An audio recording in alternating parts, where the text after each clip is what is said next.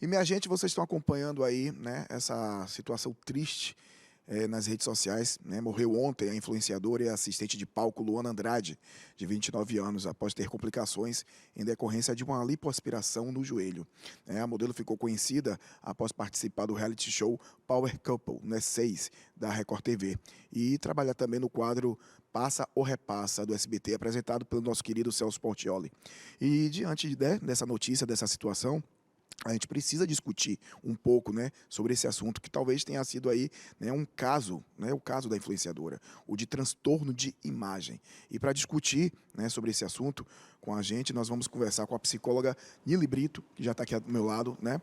E Nili, primeiro, muito obrigado pela sua participação, pela sua disponibilidade aqui com a gente para discutir esse assunto que é tão sério hoje, né, na sociedade. Nós já estávamos aqui batendo um papo antes de entrar ao vivo. E eu já queria começar, né, falando o que seria esse transtorno, né, de imagem que as pessoas têm e que procuram sempre estar mudando. Oi, gente. Boa tarde, telespectadores. Boa tarde a todos. É lamentável, né, essa situação. Muito triste. E o transtorno de imagem tem a ver com você não se enxergar como você realmente é. Tem muito a ver, gente, e isso é o que vocês prestem muita atenção, com, às vezes, muito comparativo. E as redes sociais têm esse ponto aí. Com certeza, muito forte, né? Muito forte, de você se comparar com o outro, de você se comparar com o ideal que a gente não vai alcançar, porque não existe. É um ideal de perfeição, é um ideal de culto ao corpo que não existe. E aí entra a necessidade e muito mais importância de fazer a terapia. Porque a pessoa se reconhecer, se enxergar. E eu não falo aqui da pessoa, por exemplo, eu tenho alguma coisa, eu quero mudar, como eu comentei aqui, né? Eu tenho uma coisa, eu quero mudar, não estou satisfeita com alguma coisa. A questão é que somos seres insatisfeitos. E sempre estamos em busca de uma constante nessa mutação, mudança. né? Essa mudança, procurar sempre essa mudança. Exatamente, que vira uma obsessão muitas vezes. Porque o problema é não saber a hora de parar. Exatamente. Né? A grande questão toda é essa. E o que você falou, né, sobre essa questão da pessoa estar sempre querendo, né, se comparar, essas redes sociais, né, fazem meio que uma obrigação, né, com a gente. O tempo todo, às vezes, você está até de boa, né? Você não está passando por nenhum problema como esse, né? Mas você se percebe, em algum momento você está se comparando a algum amigo, algum artista, algo que você viu no Instagram, né? Um Photoshop muito bem feito. Isso. E isso aí começa a manipular sua mente de uma forma muito errada. Eu, particularmente, fiquei muito assustado com essa notícia da morte da Luana, porque eu nem sabia, minha gente, eu sou bem sincero, que existia lipoaspiração de joelho. Eu sou bem sincero com vocês. Eu fiquei muito assustado. E depois eu vi que muitas outras pessoas também ficaram chocadas, né, com essa informação. Porque a gente ouve falar sobre a lipoaspiração, né, barriga, né, e tudo mais, tirar os pneuzinhos, mas do joelho a gente ficou até, né, assim, um pouco assustado com relação a isso. Então, é a busca pela perfeição e essa comparação que não tem limite. Exatamente. E as pessoas que estão expostas e que, tipo, trabalham com o corpo, com a imagem, ficam mais suscetíveis a isso, né? Exatamente, porque a pessoa trabalha... O que é a rede social? A rede social, a gente vende algo para que o outro compre, né? Um recorte. Só que as pessoas não enxergam aquilo como recorte, enxergam como a realidade. Por exemplo, se passa uma influencer, né, passando 6 horas treinando, 1 hora treinando, vai pensar que ela treina 24 horas para ter aquele corpo e vai querer ter aquele ritmo. Só que cada organismo é de uma forma, cada pessoa vai se enxergar de uma outra forma. E é importante a gente se haver com essas questões. Como é que eu me enxergo? Como é que eu me vejo? E se eu estou realmente vendo o que é proporcional ou se é uma distorção de imagem. E essa distorção de imagem, ela existe em graus? Um grau mais avançado, um grau mais leve, um grau mediano? Ou a distorção de imagem é uma coisa única? Essa distorção de imagem ela pode levar até alguns transtornos alimentares. E é importante a gente frisar isso aqui. Por exemplo, anorexia. Sim. Né? A pessoa... O que é anorexia, gente? Anorexia é um transtorno que a pessoa acaba tendo certo conflito com a alimentação, né? Certo conflito ali com a comida e acaba nem querendo mais se alimentar. E aí vai emagrecendo, só que aí tem o transtorno, a distorção de imagem, que ela se percebe, né, acima do peso, só que não é a realidade. Não é o que está acontecendo. Não é o que está acontecendo. É muito preocupante isso. A gente estava discutindo outras vezes aqui no nosso programa, com outros especialistas também, psicólogos, com essa nova geração. Né? A gente que tem 40 a mais, eu me incluo nisso aí, já viemos de uma geração e que a gente está, claro, envolvido com as redes sociais, mas a gente tem uma percepção diferente da vida, né? A forma de viver, a forma de perceber. E, às vezes, é mais difícil até de cair nessas ciladas que as redes sociais proporcionam. Mas essa nova geração, que já nasce, né, com o dedinho pronto para o touchscreen, para mexer no celular, que vive dentro, realmente, desse mundo digital, é muito preocupante. Porque a forma de conviver, a forma de pensar, a forma de socializar é toda baseada nesse mundo. E aí a gente tem que se preocupar muito mais com essa geração. Exatamente, porque é uma geração que já nasce no meio imediatista. No meio que tudo tem que ter um resultado, imediato. Uma solução. E eu não falo só desse caso, eu falo de todas as áreas da vida. A produtividade, temos que ser 100% produtivos, temos que ser 100% profissionais, 100% pai, mãe, filho.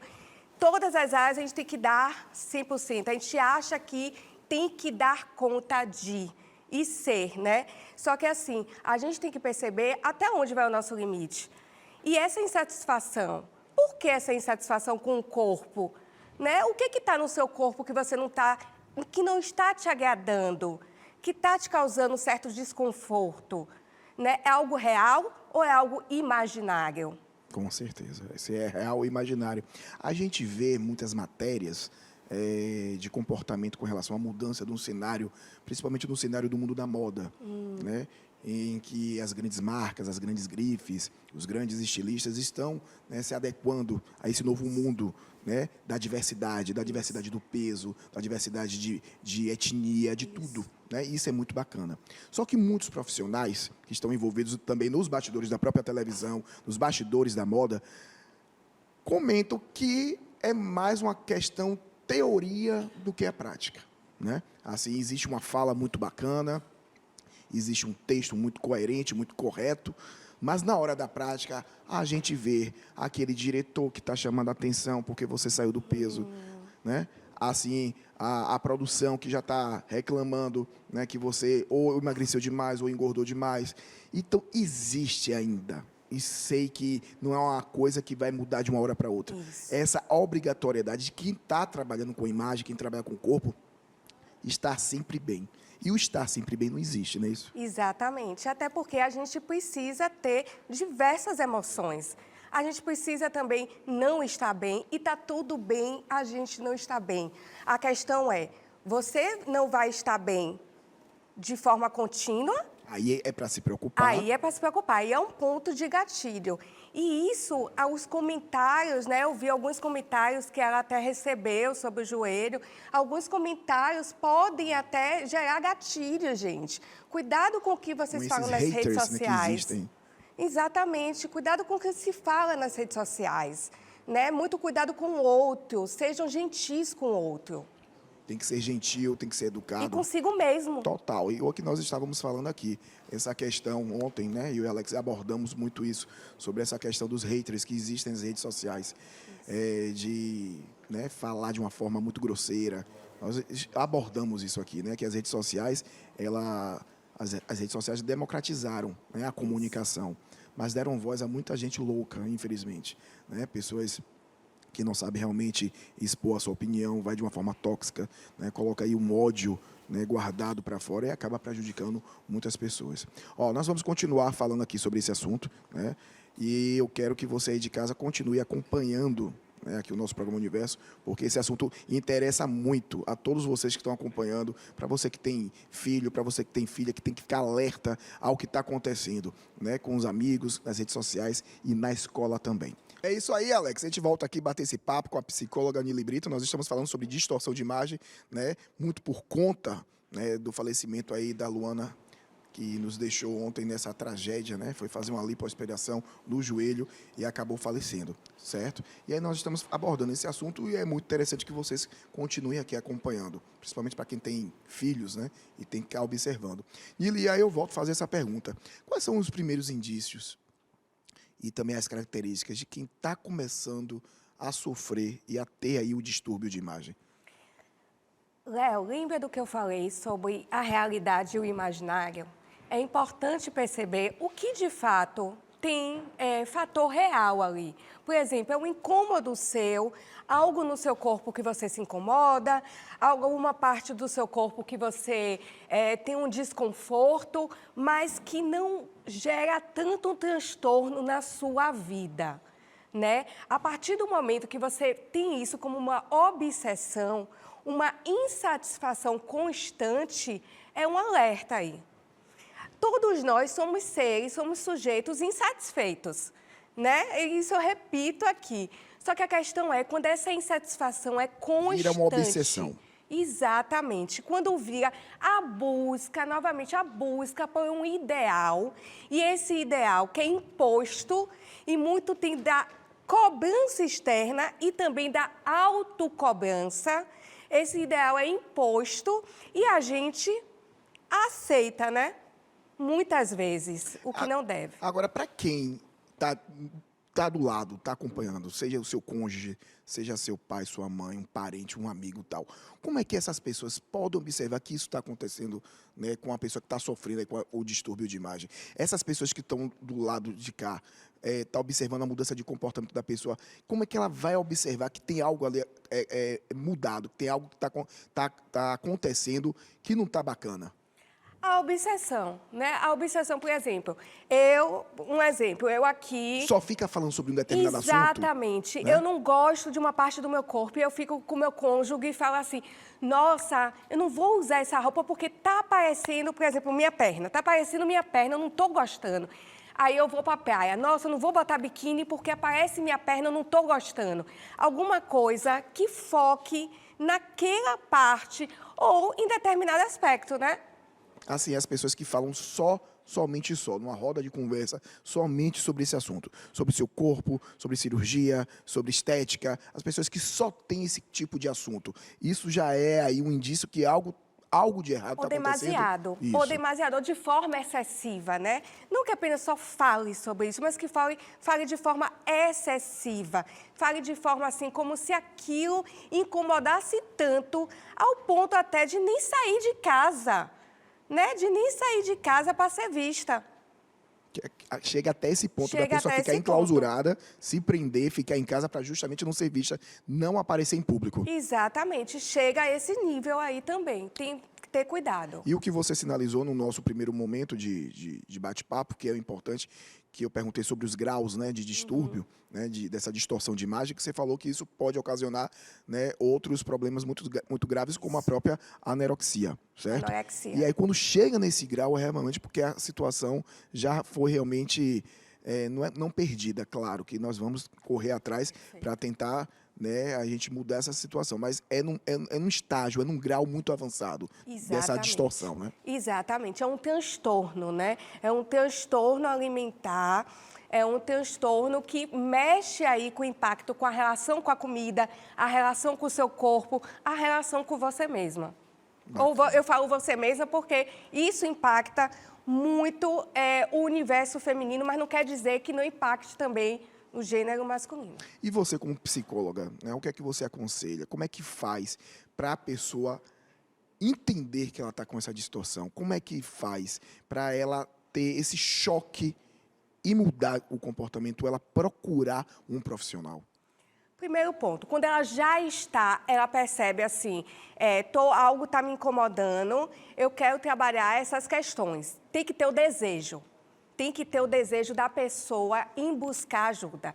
Muitos casos de atendimento, né, em criança, atendimento com crianças, os pais levam. Justamente. Mas se a criança não desejar estar ali, não permanece. Não funciona o trabalho. O tratamento não dá continuidade. Não dá continuidade, porque até com o tratamento com criança é o pai, é psicoeducação com os pais, é com a criança e tudo. Então, isso quando acontece também com o adulto, tem que ter o desejo de estar ali, tem que ter o desejo de querer trabalhar, elaborar suas questões.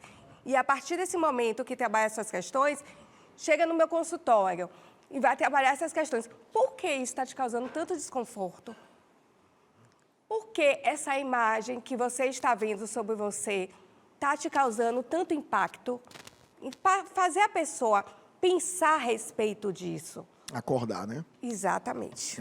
É complicado, minha gente, Isso. mas não é impossível, né? Perfeito. A verdade é essa. A gente tendo aí um acompanhamento de um profissional, a gente tem, né, esses gatilhos, a gente tem esses alertas que são muito importantes. E como eu falei, para as pessoas que estão ao redor, né, seja seu marido, sua esposa, né, os filhos, amigos, colegas de trabalho, ó, bora ficar policiando. Se você percebe que existe ali, né, uma diferença de comportamento, um tipo da conversa demasiada só falando sobre determinada parte do corpo ou sobre determinado assunto sobre estética, bora chamar para conversar, que é sempre importante para a gente fazer esse alerta. De volta aqui com o seu programa Universo, o melhor início das suas tardes aqui na TV Aratu. De segunda a sexta, sempre 12h45, eu e Alex Lopes estamos esperando por você. Com muita informação, entretenimento, música, essa variedade, gastronomia, chefes de cozinha aqui também preparando delícias na sua tarde aqui.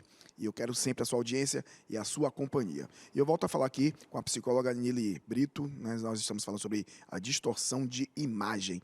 Ô Nili, qual o recado que você dá para os familiares, principalmente, né, para nesse momento que estejam passando por isso, com algum ente, né, com filhos, com parentes próximos, qual o recado que você dá para saber como proceder? É importante a gente deixar, né, sempre um recado de um profissional. Exatamente. Léo, primeiramente, eu dou um recado para os nossos adolescentes, para quem a gente falou que está nessa geração atual, geração do mundo ansioso, do mundo imediatista. Primeiro, se aceitem. Se tem algum desconforto, tudo bem, gente, querer mudar, querer trabalhar esse desconforto, mas se virar isso uma obsessão, isso vai gerar adoecimento. A palavra também nas redes sociais. A palavra pode também curar, como pode adoecer.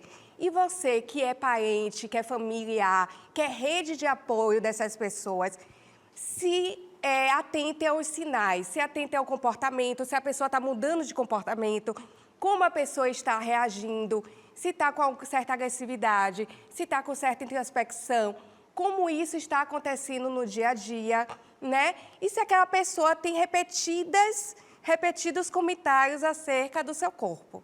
É isso aí. O que você falou aí é de uma importância absurda. A palavra, ela não só salva, como ela também adoece, né?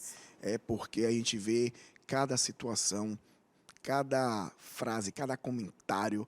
Ontem eu estava até conversando com o nosso querido Deni Denan, da Timbalada, ele falou que ele é um cara que ele não acompanha comentários. Ele tem ali as redes sociais dele, tem a equipe que, né, produz muito conteúdo para ele também, mas ele não é um artista que ele para ler os comentários, porque é muito complicado realmente, né? Quando você tem aí as pessoas que não sabem colocar a sua opinião e vai de uma forma distorcida, vai de uma forma agressiva, vai de uma forma muito tóxica. E isso é muito prejudicial. Fica sempre o alerta, minha gente, que as redes sociais, elas estão aí para a gente ter, né, um vínculo bacana, uma comunicação gostosa, mas também elas podem ser bastante nocivas, a depender de como você esteja usando.